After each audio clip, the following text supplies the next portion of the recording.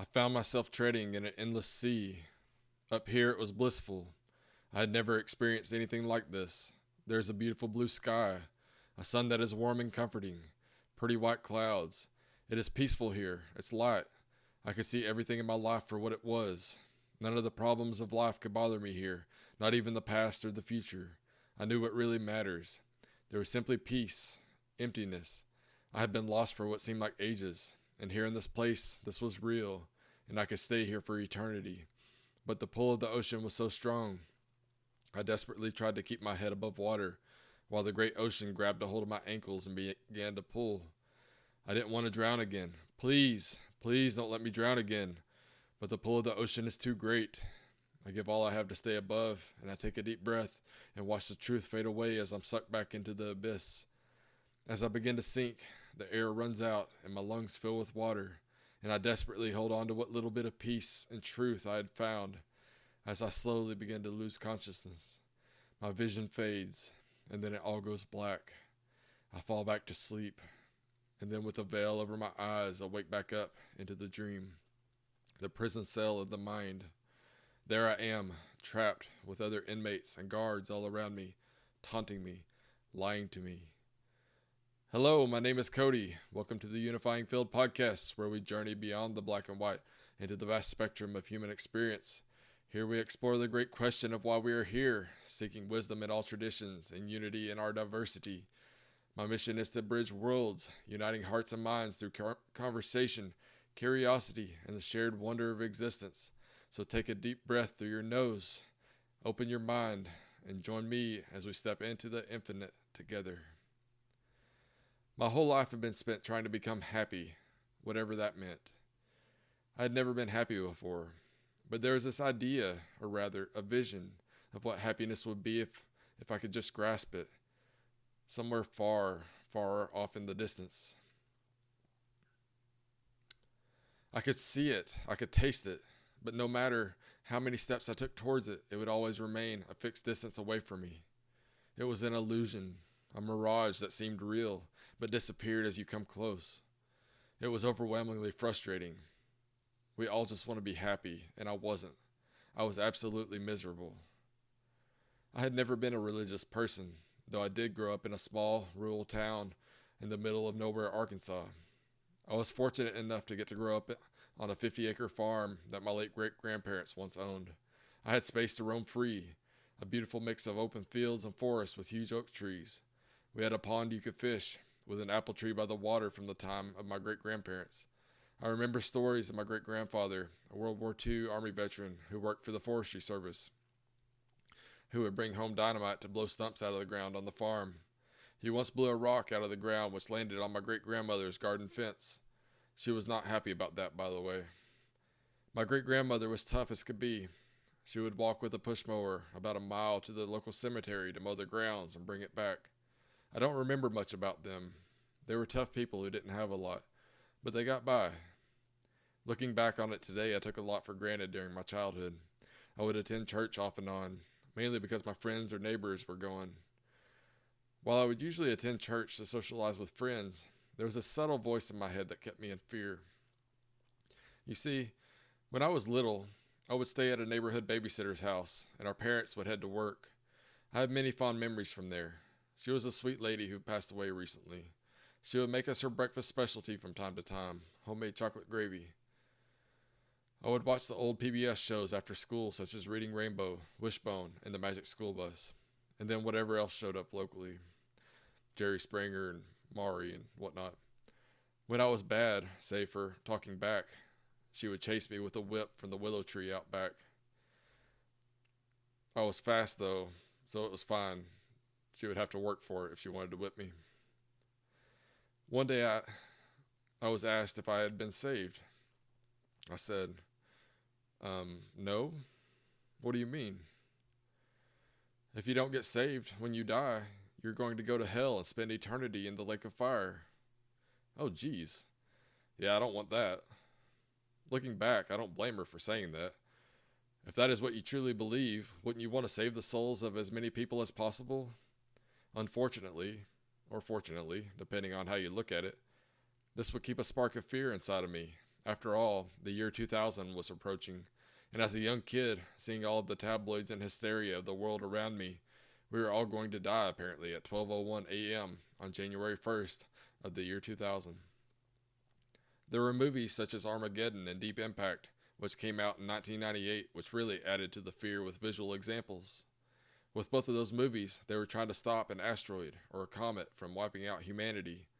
They were called extinction level events, or ELEs. You had the Left Behind book series through the mid to late 90s, which was about a group of people who were left on Earth after their rapture, meaning all of the Christians who were saved were taken up to heaven, while the rest were left on Earth to suffer. Apparently, I would have been one of those that would have been left behind. That would have sucked. Even outside of fantasy, I remember friends of mine who had died in car accidents, which led to the idea that we could die at any moment. There was so much fear in my world as a child. So you say I need to be saved? Well, sign me up. Soon I would find myself at my babysitter's church, Baptist of some sort. I want to say it was a missionary Baptist church. I did what I needed to do, and I said what I needed to say. Bada boom, bada bing. I was saved from eternity in the lake of fire. Let's fast forward a little bit. Now the year is 2011. I had been in the Air Force for 4 years at this point. During Operation Enduring Freedom, I would find myself in Afghanistan on a year-long deployment, my third and final deployment of my enlistment, supporting the Air Force. During an RPG rocket attack one night, surrounded by the blaring rocket attack sirens, the percussion of rocket-propelled grenades impacting and exploding relatively close by, which is very normal for Kandahar at the time. Boom, boom, boom, boom. I began feeling like I was having a heart attack. My heart was racing out of control. I no longer knew how to breathe, and so I was suffocating. There were so many attacks that eventually they no longer faze you, and you accept that either they will get lucky and take you out, or they won't. And so most of the time, you pause for a moment, if any at all, and then report back to your leaders when the all clear is sounded, and then go back to doing what you're doing. I was safe, but then why did I feel like I was dying? Something was off. I never sought help, because at the time, there was a stigma against mental health problems, and saying something might get you kicked out of the military. That sounds so crazy to think about today, but I did what I feel most guys are trained to do. I swept this panic thing, PTSD, and whatever else stepped in my way under the rug with the depression I was dealing with. It wasn't working very well. Back at home, I would drink heavily until I felt numb. Exercise was another way of not having to deal with problems, but even that was failing as my body would begin developing overuse injuries. I was big into trail running and would just run for miles and miles on the forest trails, until one day, during a peaceful run, a sharp pain entered my right knee and my knee began to swell. I was good at running away from my problems, but my body was pleading with me to stop running, or maybe it was my mind. If only I could just make it to the end of my 6-year enlistment and begin going back to school to achieve my dreams. Then I could work toward being happy. Leaving the military had me feeling empowered. I hated my life before, but now I can create the life that I want. Happiness, to me, meant a good career and helping people. I moved to Virginia to be close to my brother who was still in the Navy. During that first semester, I was learning and writing about philosophy in my English composition class. Speeches given by Mahatma Gandhi, Desmond Tutu, Dalai Lama, Nelson Mandela, and so on were just a few of them that I had studied. I loved contemplating and talking philosophy. I had a Religion 101 class as well that taught me about other belief systems, which I also enjoyed. For my final paper, we were instructed to attend a service of a religion that was not of our own and to write about our experience. After reviewing what was available in the DC area, I decided to attend a Vietnamese Buddhist temple service. I was not Vietnamese, and nor did I speak the language. Before going inside, someone pointed at the single-wide trailer down the hill, and in broken English said that is where the English service will be. I said, "No, that's okay. I want to go to this service." The main temple is the one that had the ornate design inside and out, after all, and so I wanted to see the full Buddhist service experience. I took a seat in a chair at the back and took notes. Most of the soft blue floor space was set up to sit on the floor and meditate. There was a roughly 6 foot tall golden statue of the Buddha up front. The entire service was spoken in Vietnamese, and I had no clue what was going on. It was great.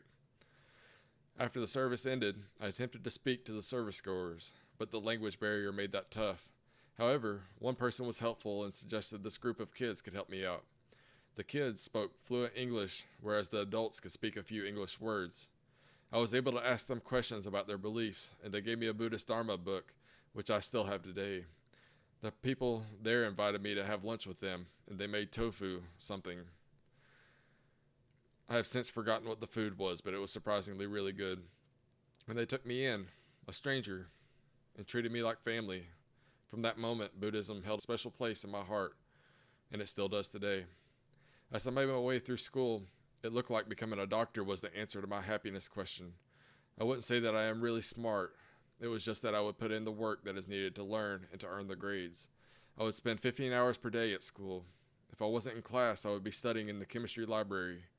I met a group of other pre-med students who also seemed to be very driven, and so I was making friends. The future was bright.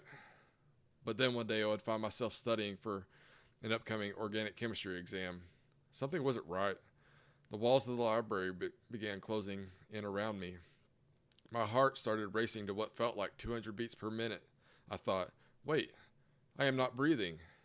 I no longer knew how to breathe, and I was suffocating again. It was painful to look up, so I laid my head on the table. I was trapped in this tiny box, alone, even with other students at the tables around me, and my friends were even sitting around me. But somehow I was the only person left on earth. To some of you, that will make sense. I struggled to walk the half mile to the parking garage, then drove home, stuck in this never-ending panic attack. It was relentless, and I thought I had pushed myself so far that I had gone crazy. When I got home, I was so miserable in this panic that I just wanted to die. So I buried my face in my pillow, prayed for relief, and passed out. I would do my best to make it through my classes and then try to study or do homework in the library, but then the weekly weather siren tests would go off. Frustratingly, it sounded just like those rocket attack sirens in Afghanistan, and at any moment of relief I had was gone, and it would just start all over again. After days of fighting this and losing, I went to see the school psychologist.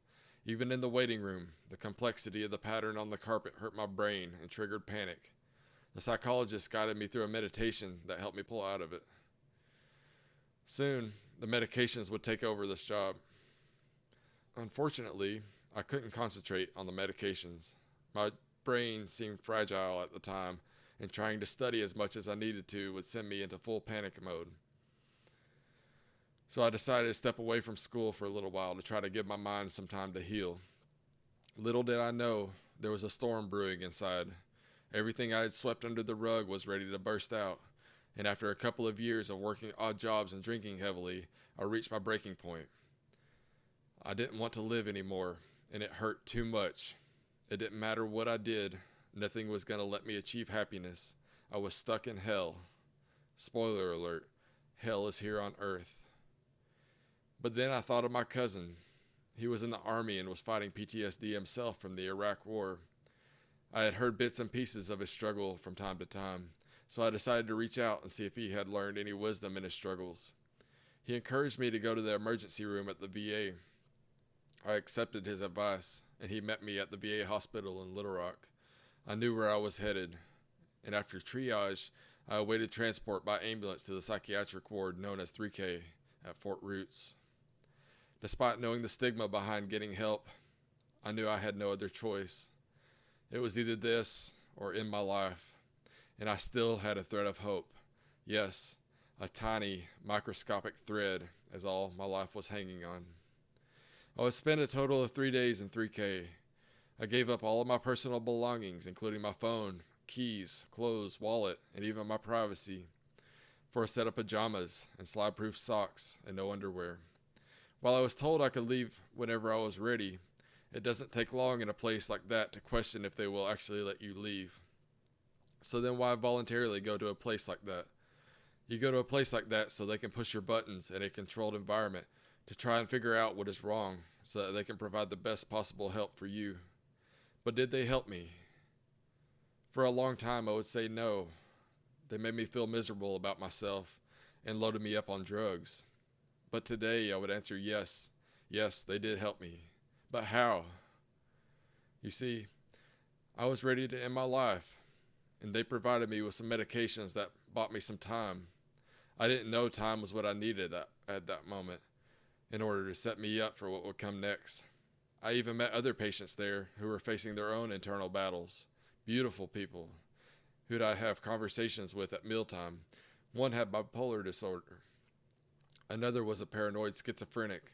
Another had done a routine static line parachute jump out of an airplane as part of regular training, but unfortunately the parachute never opened, and somehow the guy survived, but was living with the resulting brain injuries.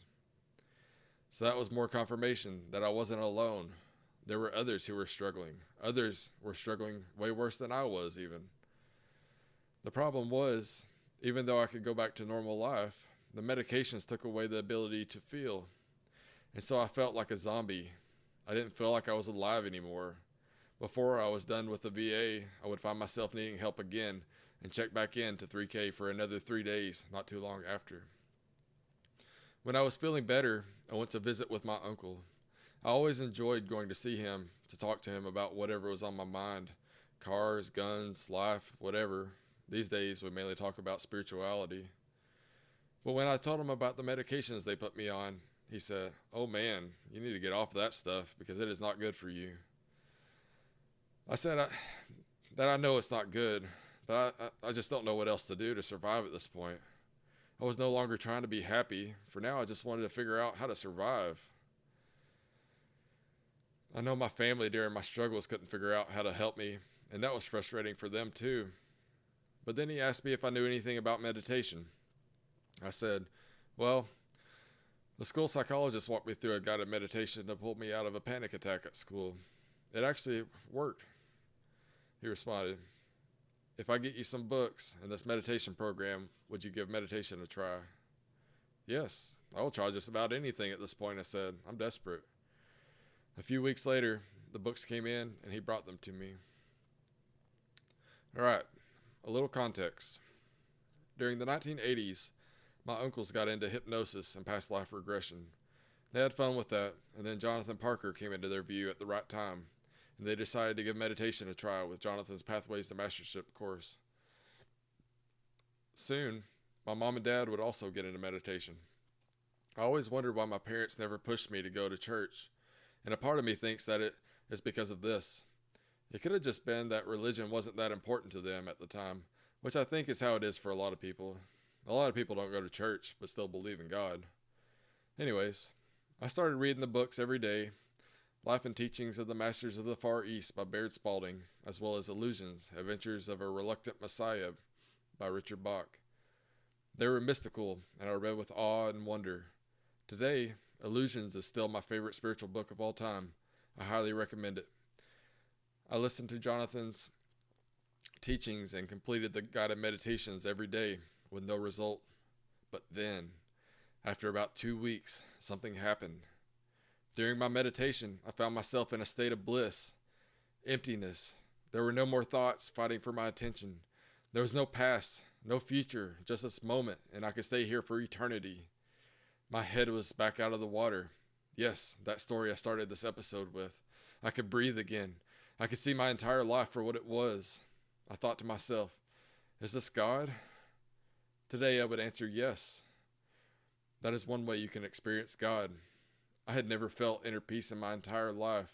In this state, which was so simple and pure, it was pure because there was nothing. I could have stayed there for eternity if I could. And Jesus answered the Pharisees who demanded to know when the kingdom of heaven would come. The kingdom of God cometh not with observation, neither shall they say, Lo here, or Lo there, for behold, the kingdom of God is within you. That was 11 years ago.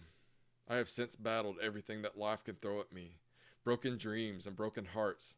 I have lost loved ones, and I know there will be an infinite number of painful days ahead.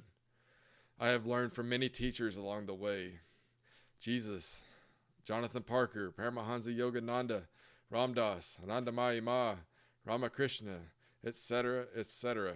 And that one truth remains: happiness is found within. Over the years, one thing I could never seem to resolve is that I could go into meditation and achieve bliss and maintain that state for a while. But then I would go to work on night shift and have a mental breakdown every single freaking night because my brain struggled with working night shift. Honestly, it wasn't even until the last year or so that I finally started to learn that lesson, and that's something I will share on my podcast soon. Today it is hard to define my beliefs. I live in a world with many beautiful teachers to acquire knowledge from. In fact, I have a whole bookshelf full of teachers, not including the guidance that I find within, and my beliefs are ever evolving as I learn. I am a student of God, if you will. I love Jesus, though I no longer consider myself Christian. I more often find Jesus teaching through a Buddhist monk than I do at a Christian service. I think of Hanuman and Anandamayi Ma when I think of how to serve God, and my connection to God is within through meditation. When I see the Buddha, I think of inner peace, and I feel God's presence through music, which is why I love Christian music. Christian music truly moves my soul, but I also feel God through Hindu kirtan, which is basically the repetitive singing of mantras in a song. I find God in the beauty of nature and in the moments that make life worth living. The huge moments, like the birth of my daughters and when my beautiful wife and I got married, to even the seemingly small moments when they smile, or when my dogs love me on my worst days when I don't even love me. That is where I find God. Where I find God is also where I find that happiness that I always wanted. And finally, it is out in the world where I learn to integrate what I learn into everyday life. For information alone is only knowledge, but knowledge with integration is wisdom, and that is the true goal. And thus, my religion is learning, in whatever form God reveals himself. If you have made it this far, I want to say thank you for listening. I also want to tell you that if you are struggling, you are not alone. Every day is a fight, and every single one of us is struggling in some form or another. Not a single one of us gets out of life unscathed. I do not care what you see other people showing you through social media or out in public. We all wear masks that make us look fine, but I promise none of us is fine. We are all hurting. Not even Jesus or Buddha or anyone else you might look up to lived without suffering. So I encourage you to get help if you need it. If you need medication and therapy, go get it. Just do something for you because you are worth it, I promise. And if you can and haven't already, give meditation a try. I wouldn't be here without it. You've been listening to the Unifying Field, where all paths meet. If today's journey moved you, please like, comment, and subscribe so we can keep exploring the infinite together. Until next time, stay curious, keep an open mind, and keep learning.